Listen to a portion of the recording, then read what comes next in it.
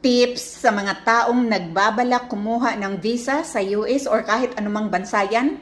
Mga kapatid, kapag andoon na po kayo sa inyong interview, mag-obserba po kayo mga kapatid sa inyong interviewer. Doon sa inyong linya habang hindi mo pa time, mag-obserba ka. Ngayon, kasi yung aking kapanahunan, halos lahat deny.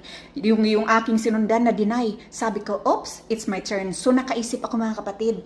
Siguro mga 10 hakbang pa, malapit sa aking interviewer, nakangiti na ako. Ngayon, nung makalapit ako doon sa kanyang window, sabi ko kaagad, "Hi! Good morning! How are you today?" So, ganun mga kapatid, kasi nung nagtamang aming mga mata, parang tinakot niya ako eh. So, ganito pala yun, kahit maramdaman mo ng nginig na yung katawan mo, ipakita mo sa kanila na confident ka.